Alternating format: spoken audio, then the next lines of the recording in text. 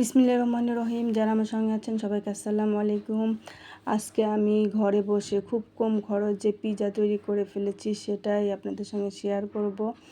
তা আসলে যারা আমরা মধ্যবিত্ত আছি তাদেরও তো পিৎজা খেতে ইচ্ছা করে, তো আমরা কি আর করব, ঘরে একটু মুরগির গোশত ছিল, সেটাই একটু সুন্দর করে ভেজে নিয়েছি আদা রসুন আর লবণ দিয়ে তেলে ভেজে। তারপর অনেকগুলো পেঁয়াজ দিয়েছি, যেহেতু ফ্রি পেঁয়াজ, তো পেঁয়াজ কাঁচামরিচ সব রকম মশলাপাতি দিয়েছি, সঙ্গে দিয়েছি ওটা হচ্ছে কি ক্যাপসিকাম। তো আমার মেয়েরা আবার ওই যে কাঁচা ক্যাপসিকাম দিলে খেতে পারে না, বড় মেয়ে সহ্য করতে পারে না, যার কারণে একটু আমি নাড়াচাড়া করে নিয়েছি তেলে। আর এদিকে যে নান রুটির যেভাবে ডো করে ওভাবে করে নিয়েছিলাম।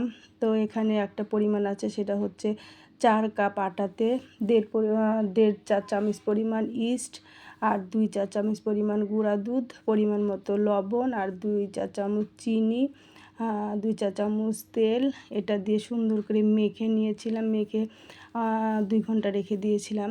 তো তারপরে আবার আমি যেহেতু বানাবো, তো প্রথম একটা বানিয়ে নিচ্ছি। তো সোজা 2টা ভাগ করে একটা বেলে নিয়েছি, অবশ্য বেললেও নাই, হাত দিয়েই প্লেটে রেখে এভাবে করে নিয়েছি। তারপর একটু খুঁচিয়ে নিয়ে তারপর কিন্তু একটু ফুলতে দিতে হয়, কিন্তু আমার অত টাইম নাই। এটা বেলের যেখানেই দিবেন সেখানে রেখে একটা ঢাকনা দিয়ে ঢেকে রাখলে অনেকটা ফুলে উঠবে। তো ফুলে ওঠার পরে এভাবে যে চামচ দিয়ে খুঁচিয়ে নেন বা দিয়ে ছুরি দিয়ে এরকম ছিদ্র করে নিয়ে একটু সস দিয়ে নিলে ভালো হয়। তারপরে এই যে আমি যেটা তৈরি করেছি কিমাটা, আবার গরম মশলাগুলো তুলে নিচ্ছি, যেহেতু গরম মশলা দাঁতে পড়লে ভালো লাগবে না। তো এভাবে সুন্দর করে সমস্ত পিৎজায় দিয়ে নিচ্ছি। তো আমি কিন্তু এর আগে দেখিয়েছি পিৎজাতে ছদ ছাড়াই বানিয়েছি। তো আমার অবস্থা এমন যে যখন যেটা থাকে সেটাতে তৈরি করি, যখন থাকে না সেটা আর খোঁজার চেষ্টা করি না, বা আবার কে আনতে যাবে। তো এর আগে দেখেছেন যে আমরা গরমে অতিষ্ঠ হয়ে স্বপ্নে গিয়েছিলাম বাজার করতে, তো ওই দিন একটু চিজ নিয়ে এসেছি, কারণ আজকে একটু চিজ দিয়ে ভালো মতো খাবো সেই আশা করে। তো যা হোক, যে একটা ছোট্ট চিজ এনেছি, 2টা পিৎজা হবে। তো আজকে একবারে আমি 2টা পিৎজাই বানাবো। তো আমি সবসময় চুলায় তৈরি করি পিৎজা, তো মাঝে মাঝে আবার ওভেনেও দিই। তো আজকে আর গরমের কারণে চুলায় যাব না, ওভেনে দিলে 4 মিনিটে হয়ে যাবে, কে আর কষ্ট করে। তো চুলাতে দিলেও কিন্তু হয়, খুবই লো হিট দিতে হয়, দিলে কিন্তু সুন্দর ঢাকনা দিয়ে ঢেকে দিলে সুন্দর পিৎজা হয়। আর পিৎজার রুটিটা কিন্তু একটু পাতলা করতে হয়, নান রুটির চাইতে একটু পাতলা। তো এই পিৎজার এই যেটা ডো করা হয়, এটা দিয়ে কিন্তু নান রুটি, বসনিয়া পরোটা, পিৎজা, তারপরে শর্মা, অনেক কিছুই করা যায়, মিটবল করা যায়।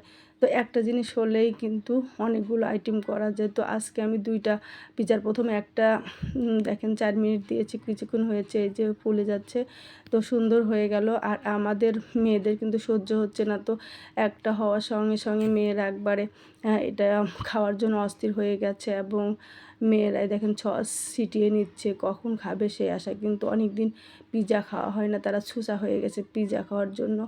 আমার 2 মেয়েরই পিৎজা খুবই পছন্দ, আমারও পছন্দ, তা কিন্তু করা হয় না। এসব জিনিস আসলে সবসময় করতে ইচ্ছা করে না। আর যে প্রচণ্ড গরমে আসলে কোনো কিছু করতে ইচ্ছা করে না। কিন্তু বাইরে একটা পিৎজা কিনতে গেলে কিন্তু অনেক টাকা লাগে, আর ঘরে বসে আপনার আটা ময়দা যেটা আছে ঘরে, সেটা দিয়েই মাত্র 2 কাপ আটাতেই কিন্তু দেখেন 2টা পিৎজা হয়ে যাচ্ছে।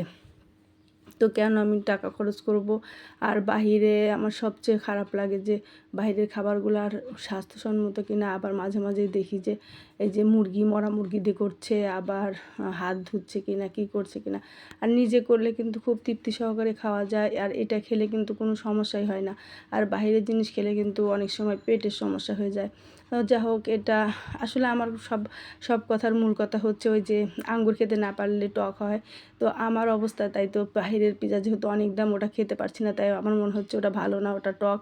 তো এটাই আমার ভালো, যেটা আমি নিজে করতে পারি সেটাই আমার কাছে ভালো। আর সবচেয়ে বড় কথা যে মেয়েরা যে তৃপ্তি সহকারে খাচ্ছে, সেটাই বড় কথা। তো সবাই ভালো থাকবেন। আর যারা আমার ইউটিউব চ্যানেলটি এখনও সাবস্ক্রাইব করেননি, প্লিজ একটু সাবস্ক্রাইব করবেন, আর পছন্দ হলে একটু লাইক করবেন। আর এরপরে আমি এই যে সাধারণ মানুষ সাধারণ ভিডিও নিয়ে আসবো। অনেক দিন তো ভিডিও দিতেই পারিনি, কারণ এর আগেও ভিডিওতে বলেছি আসলে অসুখ বিসুখ অনেক ঝামেলার মধ্যে পার করেছি, যার কারণে আর ভিডিও দিতে পারিনি। তা আল্লাহর রহমতে এখন কিছুটা সুস্থ আমরা সবাই। তো সে কারণে আবার আসছি ভিডিও নিয়ে।